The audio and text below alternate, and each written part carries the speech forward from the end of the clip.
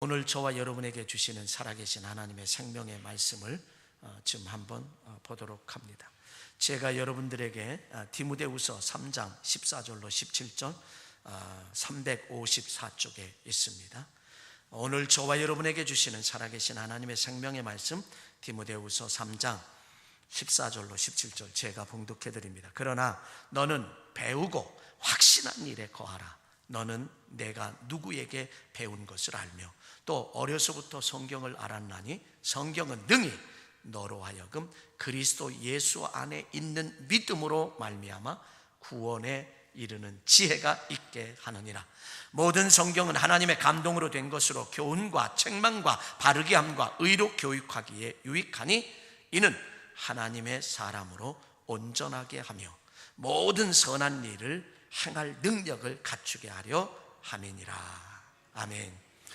자, 우리 성경을 높이 들고 우리의 신앙을 고백하도록 하시겠습니다. 함께 하십니다. 나는 베델의 하나님을 잊지 않겠습니다. 나는 베델의 서원을 기억하겠습니다. 나는 오직 하나님께 영광을 돌리겠습니다. 나는 오직 하나님의 뜻을 행하겠습니다. 나는 오직 하나님을 기쁘시게 하겠습니다. 아멘. 이러한 삶으로 하나님이 함께 하시는 임마누엘의 최고의 복을 받아 누리는 은혜가 넘쳐지시길 주의 이름으로 간절히 축원합니다. 오늘은 종교개혁 1517년 10월 31일 독일의 마르틴 루터가 이제 종교개혁을 한 지 500주년이 되는 그런 해이고, 오늘이 바로 종교개혁 주일로 지키는, 기념주일로 지키는 그런 날입니다. 아마도 우리나라뿐만 아니라 전 세계가 오늘 이렇게 종교개혁 주일로, 기념주일로 다 지키고 있습니다. 종교개혁 주일이라고 하는 것, 이 개혁이라고 하는 것에 대해서 우리는 많은 관심을 가져야 되는데, 이 종교개혁의 핵심은 뭐냐면 오직 성경으로 돌아가자, 다른 말로 말씀으로 돌아가자, 이런 얘기예요. 이게 핵심이에요. 그래서 말씀으로 돌아가자, 성경으로 돌아가자라고 하는 거예요. 근데 성경으로 돌아가자, 말씀으로 돌아가자는 건 뭔가? 요한복음 1장 1절에 가보면 태초에 말씀이 계셨는데 이 말씀은 하나님과 함께 하셨고 이 말씀은 곧 하나님이시라. 다른 말로 하나님께 돌아가자는 거예요. 성경으로 돌아가자는, 오직 성경으로 돌아가자, 오직 말씀으로 돌아가자, 오직 하나님께 돌아가자라고 하는 것이 바로 이 종교개혁의 참된 의미가 있다라고 하는 사실입니다. 그래서 종교개혁은 나부터입니다. 종교개혁은 나부터예요. 너부터가 아니라 나부터라고 하는, 나부터 스스로, 자신 스스로, 나 자신 스스로 종교개혁은 계속되어야 됩니다. 그래야 거룩하게, 그래야 하나님의 원하시는 삶을 살 수 있다라고 하는 거예요. 나부터라고 하는 거예요. 요즘에요, 단어 가운데 내로남불이라고 하는 단어가 무진장이 많이 나오고 있습니다. 정치계에서도 이 이야기들을 해요. 내로남불. 내가 하면 로맨스고 남이 하면 불륜이라고 하는 이야기예요. 그런데 우리는, 여러분, 이 성경은 거울입니다. 이 성경은 말씀의 거울이에요. 이 성경은 거울이기 때문에 여러분, 집에서 아침에 일어나서 세면을 하고 그리고 거울을, 남녀 동이 누구나 거울을 보잖아요. 거울을 보고 머리를 단장하고 옷을 입고 넥타이를 매고 이렇게 여성들은 화장도 하고 거울을 봐요. 거울을 보니까, 그리고 거울을 보고 그리고 우리가 가꾸고 꾸미고 이 자리에 나와 앉아 있으니까 여러분 볼만해요. 괜찮아요. 보기 좋아요. 그런데 만약에 거울을 보지 않는다라고 하면 우리 자신을 몰라요. 근데 이 성경은 말씀의 거울이다. 그래서 우리는 성경으로 돌아가야 되고요, 성경으로 돌아가야 되고 말씀으로 돌아갈 때에 나 자신을 볼 수가 있어요. 나 자신을 스스로 볼 수가 있어서 나 자신을 개혁할 수 있어요. 계속해서 개혁할 수 있다는 거예요. 그럴 때에 하나님의 사랑을 받을 수 있는 줄 믿습니다. 내 자신을 스스로 개혁하지 않으면 우리는 하나님의 사랑을 받을 수가 없어요. 그런데 그래서 내 자신이 환하게 말씀의 거울을 보면 내 자신이 보여요. 죄악도 보입니다. 못된 생각도 보입니다. 잘못된 것도 보입니다. 그거를 하나하나 다 개혁을 해야 돼. 그래서 깨끗한 주님이 기뻐하시고 하나님이 기뻐하는 자로 바뀌어져야 된다는 거죠. 자, 그래서 우리는 이 말씀의 거울을 늘 들여다보고 사는 것.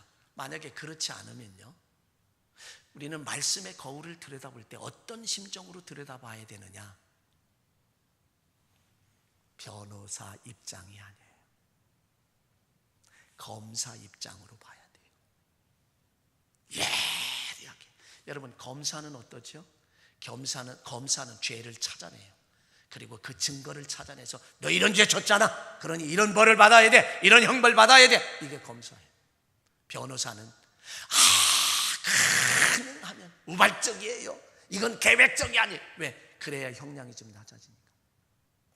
그러면서 이런 사람이 죄를 좀 면책을 하려고 하는 게 변호사예요. 그런데 우리는 어떻게 보느냐? 모든 사람들은 자기 자신을 대할 때는 변호사적인 면에서 대해요. 너그러워요, 풍성해요, 포용적이에요. 그런데 남을 볼 때에는 검사의 눈으로 바라봐요. 아니, 반대가 돼야 돼요.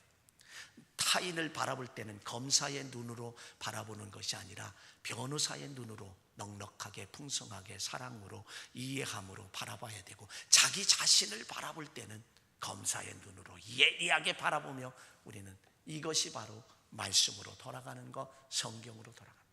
만약에 그렇지 못하면요, 우리는 저주를 받을 수밖에 없어요.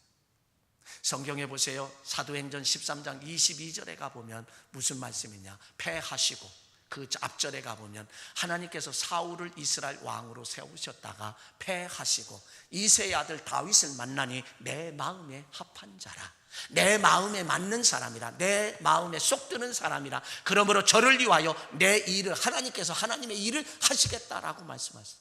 그래서 다윗을 세웠습니다. 다윗을 세웠지만 그가 우리아의 아내 밧세바를 범했을 때에 자기 자신을 늘 말씀의 거울에 들여다보지 아니하고, 말씀의 거울에 들여다보지 아니하고 안일하게 빠졌고 교만하고, 그리고 났을 때에 그는 우리아 아내 밧세바를 범하게 됐을 때에 하나님께서는 그렇게 마음에 맞는 사람이라고 세우셨지만, 그러나 그가 어떻게 됐어요?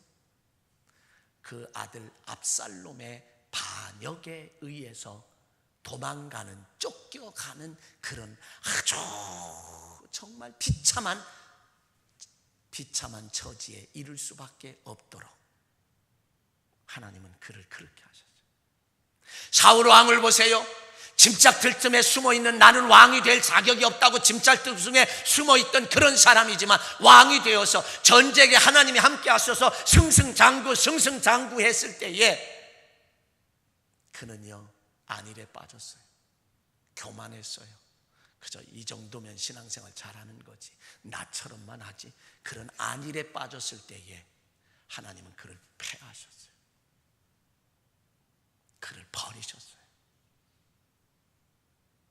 그래서 우리는 정말 언제나 말씀으로 돌아가는 이 개혁이, 스스로 자기 자신을 개혁해야 하는 그런 삶이. 그래서 사도 바울은 오늘 본문의 말씀 속에서 이렇게 말합니다.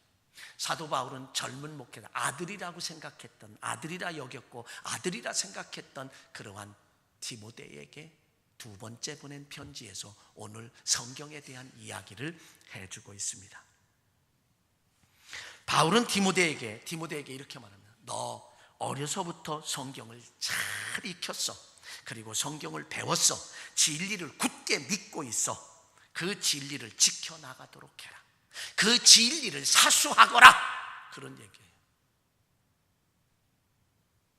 진리에서 벗어나지 말고, 말씀에서 벗어나지 말고, 하나님의 뜻에서 벗어나지 말고 그 진리를 사수해라. 그 진리를 굳게 지켜라. 진리가 뭐예요? 요한복음 14장 6절에 있는 말씀에 가면 내가 곧 길이요 진리요 생명이니 나로 말미암지 않고는 아버지께로 올 자가 없느니라 말씀하셨어요. 그 진리는 곧 예수 그리스도를 가르쳐. 사수해라. 믿음을 사수해라. 그 믿음을 사수해라. 그리고 성경은 예수 그리스도를 믿음으로써 구원을 얻는 지혜를 준다. 성경은 전부 하나님의 계시로 이루어진 책이다. 성경은 그래서 진리를 가르쳐주고 잘못을 책망하고 허물을 고쳐주고 올바르게 사는 훈련을 시킨다. 이게 바로 성경이다.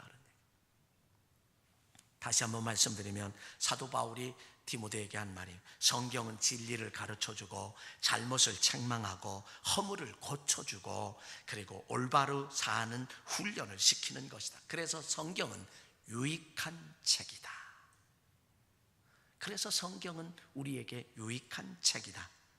하나님의 일꾼의 자격과 준비를 갖추게 해주는 것이다. 그러므로 그것을 통하여 선한 일을 할 수 있게 한다.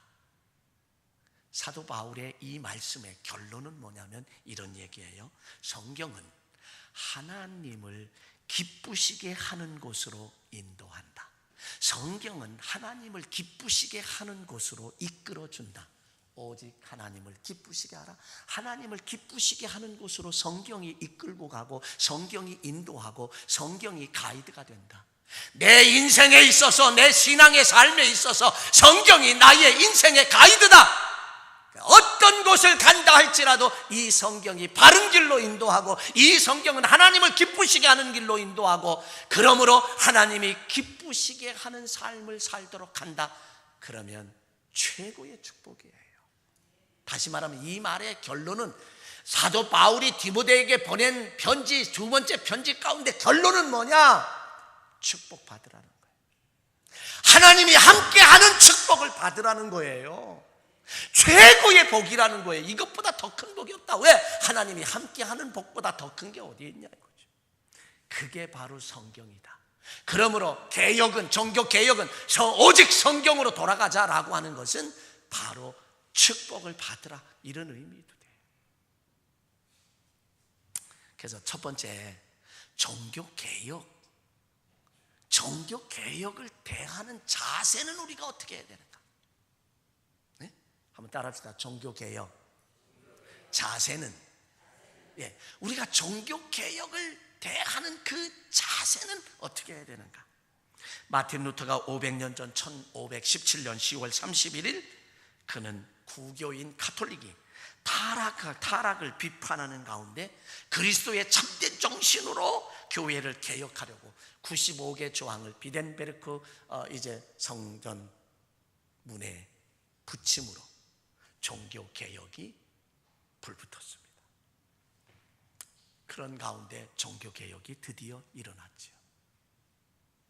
그런데 루터는 이 구교에서 떠나기를 원하지 않았어요. 그러나 1521년 이제 보름수 국제회의에서 신문을 받고 결국 그는 파면을 당하게 됩니다. 오늘 우리가 마틴 루터의 종교개혁 500주년 기념주일로 우리가 지키고 있는데 오늘 이 종교개혁주일은 우리 교회가 그리고 우리가 그리고 내가 전제조건이 그래야 돼요. 나 먼저 나부터 종교 개혁을 해야 한다라고 하는 그러한 전제 아래 오늘 우리는 종교 개혁주의를 지켜야 합니다. 나부터 개혁해야 된다라고 하는 거. 너부터가 아니에요. 나부터 개혁해야 한다라고 하는 그런 의미에서 그런 자세로 말씀을 전해야 되고 말씀을 들어야 되고 그 말씀을 생각해야 된다. 이게 종교개혁 500주년 기념주일로 지키는 오늘 우리가 종교개혁을 대하는 자세예요. 두 번째로 종교개혁의 참된 의미가 뭔가? 참된 의미. 여러분, 개혁이라고 하는 것은요, 잘못된 제도나 방법과 생활을 뜯어 고쳐서 정상으로 되돌려 놓는 것, 이게 개혁이에요. 잘못된 제도, 방법, 생활을 뜯어 고쳐서 정상으로 본래의 원래대로 가는 것이 개혁이에요. 또 다른 말로 개혁이라고 하는 것은 옛 것을 다 없애고 전혀 새로운 것을 도입하는 것이 아니라 옛 것과 현재의 잘못된 것, 그리고 미숙한 것, 불완전한 것, 이것을 개량, 개선, 갱신하는 것, 이것이 바로 참다운 개혁이에요. 옛 것을 다 부정하자는 거 아니에요. 새로운 것 다 도입하자는 게 아니에요. 예전에 잘못된 것들, 미숙한 것들, 불완전한 것들을 개혁하자는 거죠. 그래서 새로운, 그래서 뜯어 고치는, 하나님의 기뻐하시는 그런 교회, 하나님의 기뻐하시는 그런 성도, 그런 하나님이 기뻐하시는 크리스찬 되라, 그런 의미예요. 그래서 종교개혁의 참된 의미는 어떤 것을 말살시키고 죽이고 없애는 것이 아니라 살리고 더 온전케 하고 더 완전케 하는 것. 그래서 참된 개혁은 본질을 되찾자는 것입니다. 제자리로 돌아가자는 것입니다. 변질된 것, 탈선된 길에서 본질로 되돌아가자라고 하는 이것이 바로 개혁이에요. 개혁의 참된 의미는 거기에 주어져 있어요. 이 개혁이라고 하는 것을 영어로 리포메이션이라고 하는 말을 쓰는데, 이 말은 개혁, 개선, 개성 이런 의미로 우리가 받아들여요. 이것은 다시 본래 모습으로 돌아가는 거예요. 하나님이 창조하신 모습으로 돌아가고 하나님께서 그 아름다운 모습, 보시기에 심히 좋았더라 하는 그 모습으로 돌아가는 것이 바로 이 개혁이에요. 우리 크리스찬들은요, 항상 그리스도인의 본 모습, 날마다 매일마다 그리스도인의 본 모습, 주님이 기뻐하시는 그 모습으로, 그 모습인지 어떤 것인지 그것을 찾고, 그래서 그 모습으로 돌아가려고 나 자신을 항상 리폼하는 것이 우리 그리스도인의 삶이에요. 여기에 종교개혁의 참된 의미가 있어요. 교회도 마찬가지입니다. 교회도 항상 정말 주님이 원하시는, 주님이 기뻐하시는 주님 본래의 모습으로, 교회의 본래의 모습으로 돌아가려고 항상 리폼을 하는 그런 교회가 돼야 정말 하나님의 사랑을 받고 하나님의 축복을 받는다라고. 자, 그렇다고 하면 세 번째로 종교개혁의 핵심, 아까 말씀드렸어요. 서두에 종교개혁의 핵심이 뭐예요? 성경으로 돌아가는 거예요. 오직 성경으로 돌아가는 거예요. 다시 말하면 교회의 본래의 모습을 찾자는 거죠. 하나님이 세우신 그 본래의 모습을 찾는 것, 이것이 바로 종교개혁의 핵심이에요. 여러분, 사실은 루터 이전에도 수많은 사람들이 종교개혁을 하려고 했어요. 시도했어요. 그러나 얼마나 많은 사람들이 그 종교개혁 실패했어요. 형장의 이슬로 사라졌어요. 그 구교의 권세가 얼마나 큰지, 권력이 얼마나 큰지 마치 계란으로 바위치는 거예요. 무수히 많은 사람들이 형장의 이슬로 사라졌습니다. 그런데 루터 때에 그것이 불꽃이 붙고 마침내 그 심겨진 미랄 때문에 종교개혁이 일어나서 그 프로테스탄트, 바로 오늘날 개신교회가 생겨지게 됐다는 거예요. 구교는요, 성경을 안 줬어요. 회중들이 성경이 없었어요. 라틴어로 된 거 많았어요. 루터가 독일어로 그것을 번역하면서부터 백성들에게 막 알려줬죠. 우리 대한민국도 그래요. 성경 뭐 그렇게 많지 않았죠. 그러나 공동 번역이 되면서부터 그렇게 됐어요. 근데 여러분, 오직 성경으로 돌아가자라고 하는 건 뭔가? 성경을 우리는 흔히 정경이라고 말하잖아요. 근데 이 정경을 카논이라고 말해요. 카논. 이 카논이라고 하는 이 말은 히브리어의 카네라고 하는 데서 유래가 되었는데, 곧은 갈대, 곧은 갈대 혹은 인터넷 같은 데는 곧은 막대 이렇게 나왔어요. 막대기, 곧은 갈대. 그때 갈대는 뭐로 쓰였냐면 자로 쓰여서 자. 그래서 곧은 갈대 혹은 자, 이게 카논이에요. 다시 말하면 성경은 인생의 모든 것의 기준이 된다는 거죠. 여러분, 자가 기준이 되잖아요. 몇 센치 기준이 되는 것처럼 성경만이, 말씀만이 기준이 된다는 거예요. 그 어떤 것도 기준이 되는 게 아니라 성경만이 기준이 돼서 타락해서, 그런데 이 구교가, 개혁이 일어난 것은 구교가 타락했다는 거죠. 탈선됐다 이거죠. 떠났다는 얘기죠. 말씀의 기준에 비춰보면 떠났다, 그런 의미로 우리는, 그래서 구교가 타락해서 성경에서 떠나게 된, 그러므로 성경으로 돌아가자 라고 하는 것이 바로 이 종교개혁의 핵심이다. 여러분, 종교개혁은 오직 성경으로, 말씀으로, 은혜로, 믿음으로 돌아가자는 것입니다. 왜냐하면 성경은 그리스도인에게 기준이 되고 절대적인 신앙의 법칙이고 규범이고 척도이고 믿음이고 행실의 표준이 되기 때문에 그래요. 자, 그러면 왜 성경으로 돌아가야 하는가? 여러분 한번 생각해 보세요. 왜 성경으로 돌아가야 하는가? 왜 성경으로 돌아가야 하는가? 왜 우리로 하여금 성경으로 돌아가는 이 일에 개혁해야 하는가? 성경은 인생들에게 필요한 모든 보고가 다 들어있어요. 보고라고 하는 것은 보물 창고, 만물 창고, 귀중한 물건을 간수해 두는 창고가 보고예요. 성경 이 안에는 인생이 필요로 하는 모든 것이 다 들어있어요. 옛날 어르신들이 뭐라고 했어요? 야, 교회 가면, 교회 간다고 밥 나오냐? 교회 간다고 떡 나오냐? 교회 간다고 나오느냐고 그랬어요. 예, 맞습니다. 성경에서는 밥도 나옵니다. 성경에서는 떡도 나옵니다. 성경에서는 승진도 나옵니다.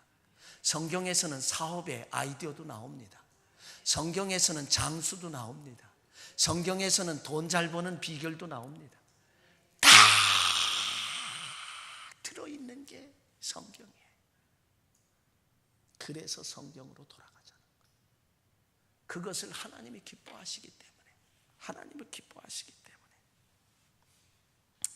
밥도 나오고 돈도 나오고 지혜도 나오고 행복도 나오고 다 나온다는 거죠. 여러분 보세요. 지금 70, 80대 되신 어르신들 가운데 배우신 분들도 계시지만 많은 분들이 배움이 못 배우셨어요. 지식적으로, 학문적으로는 못 배우셨어요. 근데 그분들이 오랫동안 신앙생활 하시면서 그분들의 지혜는 놀랍다라고 하는 거예요. 지식하고 지혜하고는 달라요. 지식보다도 지혜가 더 우리 삶에는 유용해요. 이 성경 속에는 무수한 지혜가 들어있어요. 그래서 성도들도 보면은요, 할머니 할아버지들도 보면 얼마나 지혜로우신지 몰라요. 말도 참 조리 있게 잘하시고요. 그걸 느껴요. 그래서 성경은 어떤 면에서 우리에게 지혜를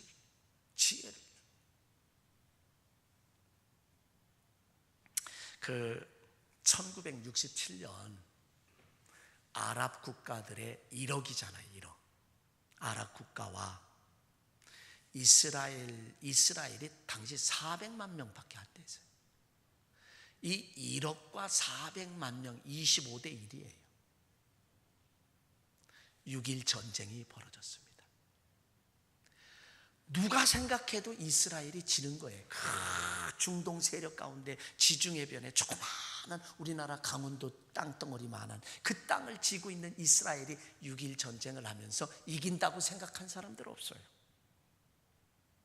6일 만에 1억의 아랍 국가들을 초토화시키고 그걸 뺏었어요. 그때 골란 고원도 뺏었고요. 지금까지 안 돌려주고 있고요. 이집트에서 나오는 그 사막이 무슨 사막이에요? 그 사막 다 뺏었어요. 6.1 전쟁 동안 대승리를 가져 그 사막은 돌려줬어요. 골란 고원, 레바논에 있는 골란 고원은 왜 안 돌려줬을까? 거기서 이스라엘 그거 돌려주면 곤란하기 때문에 요충지거든요. 그거 안 돌려줬어요. 6.1 전쟁에 승리했어요. 그때 장군이 누구냐? 모세 다이안 장군. 그에게 물었습니다. 당신의 이 전승한 도저히 이길 수 없는 이 전쟁에서 이기고 승리한 이 전법은 어떤 전법이었습니까? 라고 그렇게 물을 때에 그는 그 지체 없이 대답했어요. 나는 성경에서 지혜를 얻었고 성경에서 이 전법을 배웠노라. 그래서 승리했노라. 그는 그렇게 대답을 했습니다. 여러분, 성경은요 마치 은행과 같아요. 은행은 예금된 건 그냥 막 찾았을 수 있잖아요. 내가 예금해 놨으면 내놓으라 그러면 내놓잖아요. 언제든지 내놓으라면 내놓잖아요. 성경은 마치 은행과 같이 하나님이 은행장이에요. 그리고 하나님이 이곳에 다 넣어놨어요. 누구를 위해서? 저와 여러분을 위해서 쓰라고 넣어놨어요. 인생에 필요한 거 다 넣어놨어요. 이 성경에 다 넣어놨어요. 언제나 필요하면 꺼내 쓸 수 있도록 하셨어요. 마치 그래서 성경은 은행과 같이 저장되었어요. 인생의 모든 것이 다 포함되어 있어요. 성경은 읽으면 읽을수록 지혜가 샘솟듯하게 나옵니다. 여러분, 단테의 신곡, 밀톤의 신라권, 괴테의 파우스트, 셰익스피어의 워즈워드, 테리슨의 브라우닝, 이 모두는요 성경으로부터 영감을 받은 작품을 썼을 때의 세계적인 명작이에요. 명작이 지금까지도 사랑받는 명작이에요. 더 볼까요? 음악가도 보면 바하의 고난, 핸델의 메시아, 그리고 미켈란젤로의 모세상, 루벤의 십자가 등 이게 다 성경의 기초로 해서 나와진 명작들이에요. 명품들이에요. 그래서 성경은 하나님께서 인생들에게 필요한 모든 것이 저장된 금맥과 같은 것이 바로 이 성경이고, 그래서 성경은 인생의 각종 문제에 해답을 주는 해답서이기도 해요. 옛날에 저 어렸을 때만 해도 수학을 잘 못해. 그러다 보면 답안지가 나온 게 있어요. 그거 사다가 답만 그냥 옮겨 쓰지. 성경은 인생의 답안지. 여러분, 고민이 되나요? 인생에 고민이 있습니까? 갈등이 있습니까? 성경을 읽으십시오. 기도하십시오. 해답을 반드시 줄 것입니다. 실예를 하나 들어볼까요? 미국에 스탠더드 석유회사가 있습니다. 석유회사가 어떻게 해서 이 석유회사가 생겼는지 아세요? 출애굽기 2장을 읽다가 보니까 모세를 더 이상 숨겨 키울 수가 없어. 모세를 숨겨 키울 수가 없으니까 갈대 상자를 만들고 그 안팎에 역청을 칠하고 나무진을 칠했다라고 하는 성경 구절이 나와요. 출애굽기 2장에. 그래, 이거는 원유다. 역청이라고 하는 건 원유다. 그래서 사원을 급파해서 이집트에 보내서 그곳에서 탐사하기 시작해서 원유를 발견해낸 것이 바로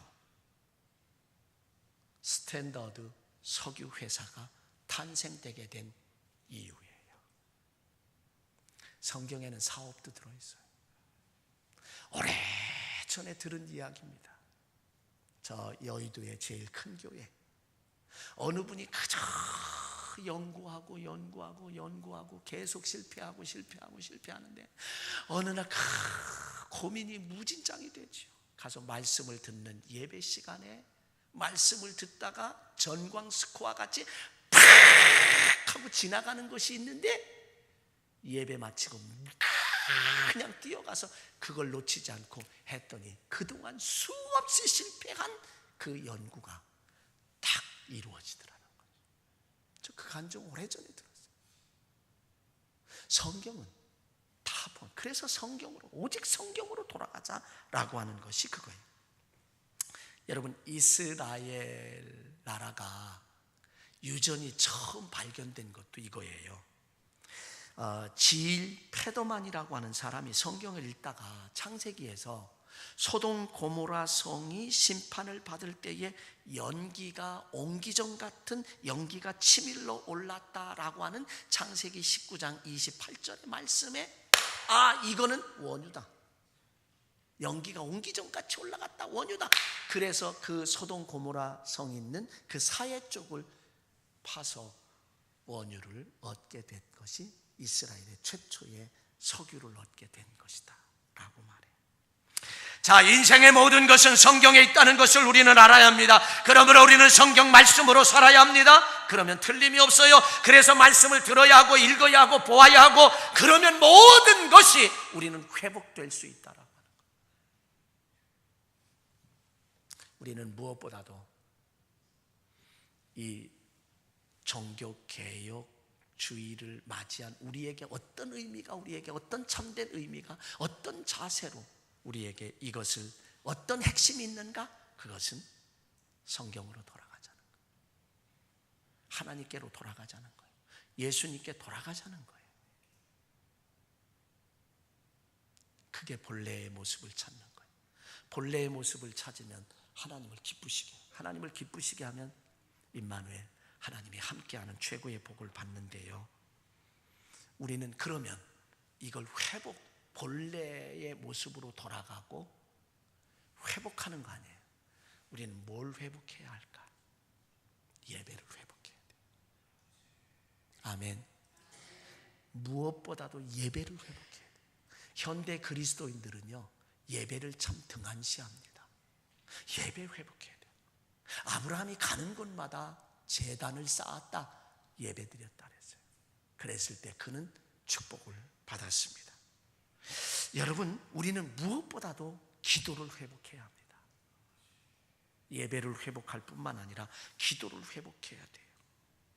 시편 107편 19절로 20절에 가보면 이에 그들의 고통 때문에 여호와께 부르짖으매, 그 고통에서 이제 그들의 말씀을 보내셔서 고통에서 구원하셨는데 그가 그의 말씀을 보내어 그들의 고치시고 위험한 지경에서 건지셨다라고 말해요.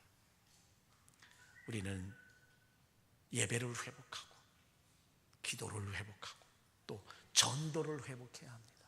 영혼 구원하는 것을 회복해야만 하나님이 기뻐하세요.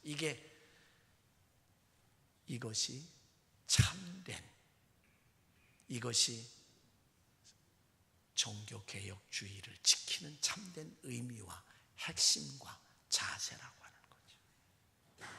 성경으로 돌아갑시다. 성경으로 돌아갑시다. 예배를 회복합시다. 기도를 회복합시다. 전도를 회복합시다. 그래서 하나님을 기쁘시게 함으로 하나님이 함께하는 최고의 복을 받아 누리는 이 종교개혁주의를 되시길 주의 이름으로 간절히 축원합니다. 사랑하신 아버지, 감사합니다. 종교개혁에 대하는 자세와 참된 의미와 그 핵심이 무엇인지 우리는 배웠습니다. 주여, 이것을 배울 때에 참된 종교개혁이 의미가 있습니다. 복된 사람들 다 되게 도와 주옵소서. 우리 주 예수 그리스도의 이름으로 감사하며 기도하옵나이다.